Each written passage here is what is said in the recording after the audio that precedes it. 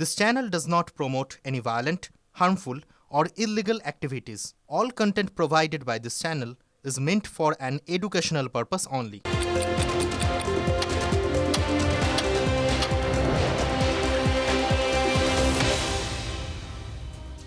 নমস্কার, টিভি9 বাংলায় আপনাদের আরও একবার স্বাগত জানাই। আমি শুভজিৎ রয়েছি আপনাদের সঙ্গে। বিকেল ৫টা মানেই ৫ কথা। আপনারা জানেন এখনো পর্যন্ত ঘটে যাওয়া সব থেকে বড় খবর উইথ লেটেস্ট আপডেট আপনাদের সামনে তুলে ধরবো।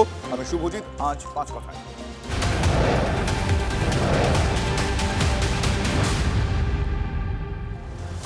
শুরুতেই এই মুহূর্তের একটা গুরুত্বপূর্ণ খবর আপনাদের দেব। আবাস যোজনার তালিকা থেকে নাম বাদ, বিডিও অফিসেই বিষ খেয়ে আত্মহত্যার চেষ্টা বুধুর।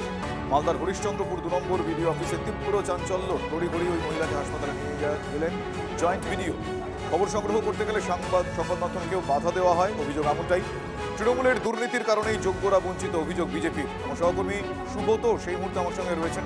সুব্রত, জানতে চাইবো, আবাস যোজনার তালিকা থেকে নাম বাদ গিয়েছে এমনটা জানতে পেরে আত্মহত্যার চেষ্টা করা, এখনো পর্যন্ত এটা সামনে আসছে, আর কি জানা যাচ্ছে এই ঘটনা? দেখো, হরিশ্চন্দ্রপুর ২ নম্বর ব্লকের তালবাংলুয়া গ্রামের এই গৃহবধূ, এবং তিনি তার বাড়ি ভীষণই ভগ্নদশা, মাটির বাড়ি, এবং বারে বারে তিনি ধর্ণা দিয়েছিলেন যে অর্থাৎ আবাস যোজনার তালিকায় যাতে তার নাম থাকে, এবং প্রত্যাশাও করেছিলেন খুব স্বাভাবিকভাবে। কিন্তু দেখা যাচ্ছে যে অন্যদের মতো এরকম অনেকের ক্ষেত্রেই যাদের পাওয়ার কথা তারা বঞ্চিত হচ্ছে, এবং যাদের বহুতল বাড়ি রয়েছে তারা পর্যন্ত তাদের নাম আবাস যোজনার তালিকায় নাম রয়েছে। ঠিক সেভাবেই এই গৃহবধূর নামও কিন্তু তালিকায় নাম নেই। এই বিষয় নিয়ে তিনি যখন বলতে যান, তার সঙ্গে খুব একটা ভালো ব্যবহারও করা হয়নি বলে অভিযোগ। এরপরে তিনি সেখানেই হরিশ্চন্দ্রপুর ২ নম্বর ব্লক অফিসের সামনেই সেখানেই মানে বিষ পান করে আত্মহত্যার চেষ্টা করেন। জয়েন্ট বিডিও তখন সেখানে উপস্থিত ছিলেন এবং অন্যান্য আধিকারিকরা ছুটে আসেন। জয়েন্ট বিডিও তাকে গুরুতর অসুস্থ অবস্থায় তাকে সেখান থেকে প্রথমে হরিশ্চন্দ্রপুর হাসপাতালে নিয়ে যাওয়া হয়েছে। এখন এই মুহূর্তে পর্যন্ত তিনি বেশ গুরুতর অসুস্থ হয়ে চিকিৎসাধীন রয়েছেন হরিশ্চন্দ্রপুর হাসপাতালে। অভিযোগ একটাই, যে তার আবাস যোজনার তালিকায় নাম ওঠার কথা এবং খুব স্বাভাবিকভাবেই নাম তোলার কথা, কিন্তু সেখানে তাদের নাম নেই। ধন্যবাদ সুব্রত। হরিশ্চন্দ্রপুর ২ নম্বর ব্লকে বিডিও সাহেবের সামনে আমার এক গরিব নিরীহ লোক, ওনার বাড়ি কাটা হয়েছে। সেই কাটা উচিত না। আজকে এই দুর্নীতির জন্য যার তার নাম যখন তখন কেটে দিচ্ছে, প্রচুর দুর্নীতি। এই দুর্নীতির কারণে মানুষ কি করবে? বিষ পান ছাড়া আর কোনো উপায় নেই। বিডিও অফিসে ঢুকেই মহিলাটা বিষ খেয়েছে। তালিকার নাম চলে এসে মোবাইলে মেসেজ চলে যাওয়া সত্ত্বেও যে হয়তো টাকা দিতে পারছে না গরিব মানুষ, সেই গরিব মানুষ টাকা না দেওয়ার কারণে ওনাদের বাড়ির লিস্টে নাম কেটে দিচ্ছে। শিক্ষিতরা চাকরি চান, বেকার ভাতা রাজ্যে। চাকরি চেয়ে পথে এবার বিক্ষোভ। অন্যদিকে ভাতার লাইনে দেখতে পাওয়া যাচ্ছে বেকারদের, শিক্ষিত বেকারদের। রাজ্য জুড়ে যুবসাথীর ক্যাম্পে দিকে দিকে এই ছবি দেখতে পাওয়া যাচ্ছে। এই মুহূর্তে যে ছবি আপনারা দেখছেন,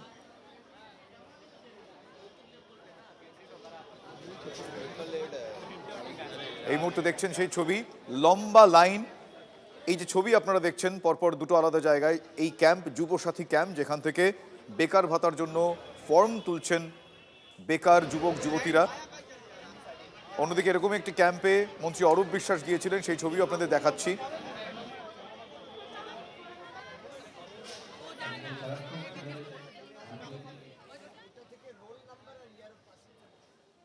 অন্যদিকে শ্যামপুকুরে বেকার ভাতার লাইনে শিক্ষিত বেকারদের দেখতে পাওয়া যাচ্ছে, যেটা আপনাদের কিছুক্ষণ আগেই বলছিলাম। কারো চোখে এমবিএ পড়ার স্বপ্ন, কারো বা পকেটে স্নাতকোত্তর ডিগ্রি, কেউ আবার ছেলের হয়ে বা মেয়ের হয়ে লাইনে দাঁড়িয়েছেন।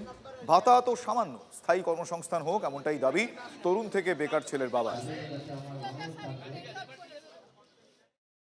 বিভিন্ন বয়সের যারা যুবক যুবতীরা রয়েছেন, তারা এই যুবসাথী প্রকল্পের যে আর্থিক সাহায্য, সেই সাহায্য পাওয়ার জন্যে তারা তাদের প্রয়োজনীয় নথিপত্র নিয়ে এই যে শ্যামপুকুর বিধানসভা কেন্দ্রের জন্য যে ক্যাম্প চালু হয়েছে, সেই ক্যাম্পে আসছেন এবং তাদের নাম নথিভুক্ত করার যে প্রক্রিয়া, সেই প্রক্রিয়া করছেন।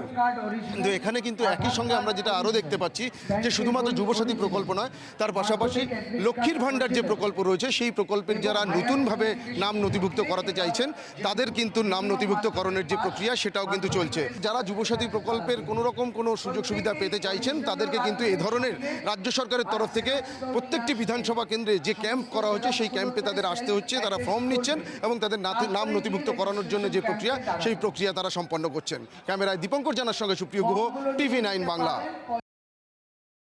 বেসিক্যালি জাস্ট হয়তো এটা আমার হাত খরচা বা ট্রাভেলিং এক্সপেন্স হবে, কিন্তু সেই জায়গা থেকে যদি ইন্ডাস্ট্রিয়ালাইজেশন বা অন্য কোম্পানি যদি আনতে পারে, মানে এই বেকার ভাতাটা না দিয়ে যদি অ্যাকচুয়ালি এমপ্লয়মেন্ট জেনারেট করতে পারে, বেশি হেল্প হতো। মানুষ কর্ম করলে তবেই তো রোজগার পেলে তবেই খেতে পারবে, নিজেদের জীবন অতিবাহিত করতে পারবে। আজকের দিনে আমার মনে হয় না ডেটার টাকা কিছু হয়, কিন্তু যা মানে যার কাছে যা নেই, যতটা পাচ্ছি সেটাই ভালো। কর্মসংস্থান হলে তো ভালোই, কর্মসংস্থানের জায়গাই নেই, তা কি করবে? চেষ্টা করছে কিন্তু হচ্ছে না তো কোনো জায়গায়। 500 টাকা, 1000 টাকা, 1500 টাকা যা পায় তাই ওইটাই আমাকে নিতে হবে, কোনো উপায় নেই এখন তো।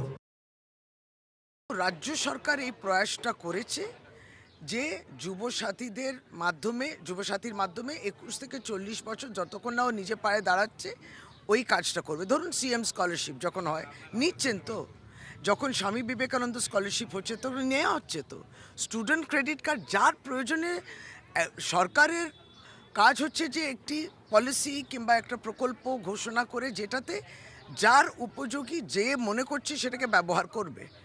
কিন্তু আমরা কেউ বলছি না এটাই শেষ এবং এটাই আমরা দিয়ে যাব, আপনি চাকরির প্রত্যাশা রাখবেন না।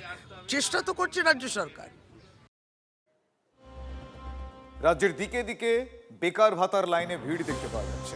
রাজ্যের কর্মসংস্থানকে তোপ দেখে ঠিক এভাবেই সরব হয়েছেন চন্দ্রকোনার যুবক। চাকরি পায়নি তাই এমএ করে আলুর ব্যবসায় নামতে হয়েছে। ভাতা নয়, শিল্প চাই, এমনটাই আমজনতার দাবি। বেকার যুবকদের অন্ধকারে ঠেলছে রাজ্য সরকার, অভিযোগ বিজেপির। যেখানে সরকার চাকরিই দিতে চাইছেনি, সরকার এটা চাকরি দিতে চাইছেনি, চাকরি দেওয়ার জন্য ভোটার আসছে, ভোটে নেওয়ার জন্য এটা হচ্ছে আমাদেরকে ভাতা ধরিয়ে দিচ্ছে, যাতে না শিক্ষিত যুবকরা যাতে ভোটটা দেয়। আমরা যে পড়াশোনা করেছিলাম, আমরা কোনোদিন ভেবেছিলাম যে শিক্ষিত সমাজকে এই ভাতার উপর নির্ভর করে থাকতে হবে? এটা ভিক্ষা মাগার মতন কেস, অ্যাকচুয়াল ভিক্ষা আমাদের এটা। রাজ্য সরকার যেটা দিচ্ছে 1,500 টাকায় কী হবে? ওইটা তো করেছে ওরা তো ওদের জনগণকে দেখানোর জন্য যে আমরা অনেক উপকার করছি গরিব মানুষদের, কিন্তু ওই সামান্য 1,500 টাকা দিলে তাদের মানে কিছু হবে কি? তাদের কোনো কিছুই হবে না। একটা মানুষের, একটা বেকার ছেলেদেরও সারাদিনে 50-60 টাকায় কুলাবে না খরচাটা, তাদের 100 টাকা হলে তো ঠিক মতো ভাবে খরচা লাগে। চাকরি বাকরি না হলে আর কি হবে, ভাতা নিতে হবে, ভাতা নিয়ে 1,500 টাকা সংসার চলবে না। কাজ মানুষকে দিতে হবে, ভাতা দিয়ে মানুষের কিছু কাজ হবে না। পশ্চিমবঙ্গে চাকরি বলে কিছু নাই, যে এটা সরকারের দায়। সরকারকে এটাই বলতে চাই যে পড়াশোনার দিকটাই যেমন ঠিকঠাক থাকে, শিক্ষার ব্যবস্থা যেন ভালো থাকে, আর চাকরি মানুষ কেমন দেয়। রাজ্যের বেকারত্বের ভয়াবহ ছবি প্রকাশ্যে এনেছে যুবসাথী প্রকল্প। আক্রমণ শুভেন্দু অধিকারীর। অনলাইনে কেন আবেদনের ব্যবস্থা করা হচ্ছে না, এই প্রশ্ন বিরোধী দলনেতা তুলেছেন। বিজেপি শাসিত রাজ্যেও এই ধরনের প্রকল্প আছে, যারা লাইনে দাঁড়িয়েছেন তাদের অপমান করবেন না, পাল্টা বলছে শশী পাঁচা।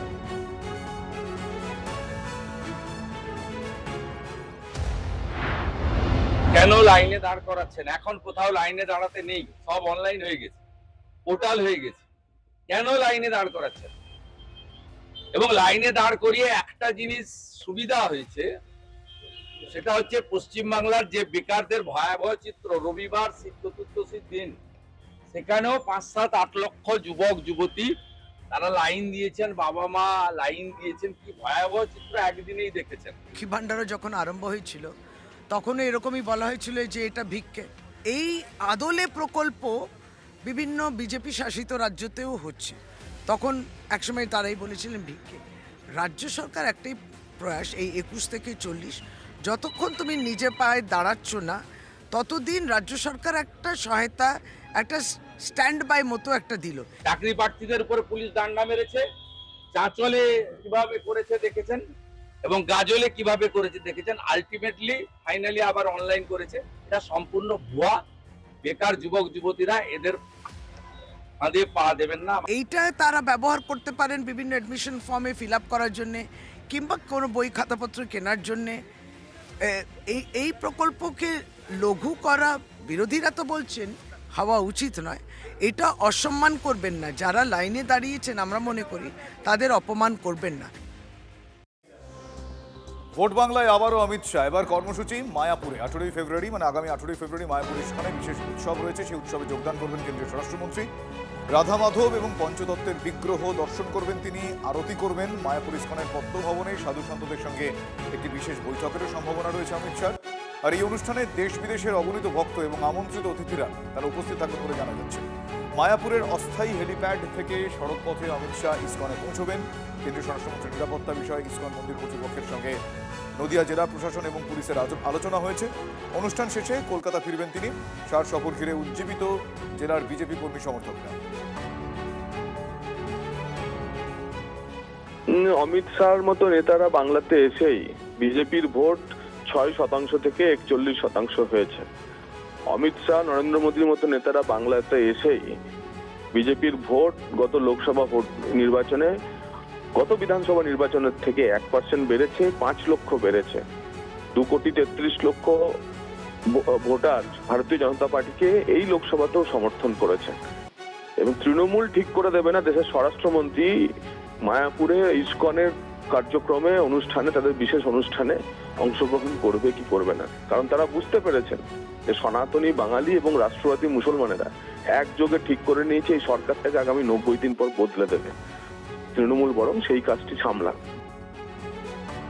আপনি মন জয় করার চেষ্টা করতে পারেন তা ভোটের রেজাল্ট, ভোটের জন্যে, কিন্তু জব্দ, কবজা, এই যে ভোক্যাবুলারিটা, এই ডিকশনারিটা এখানে চলে না। এবার অমিত শাহজি আসবেন, আবার আসবেন, নিশ্চয়ই আসতে পারেন, প্রত্যেকে ভোটের প্রচারে আসতে পারেন, কিন্তু কেবলমাত্র ভোট যখন আসে তখন বাংলায় আসেন। সদ্য ঘোষিত ইউনিয়ন বাজেটের বাংলার কি পেল, বাংলার বকেয়া টাকারও কথা মেনশন নেই, এবং বাংলার কি উন্নয়ন হবে সেটা নিয়েও তারা বলেননি। একবারই যেভাবে অবজ্ঞা করা হয়েছে, তারপরে অমিত শাহজি নতুন করে কিছু বলার জায়গা থাকছে কি?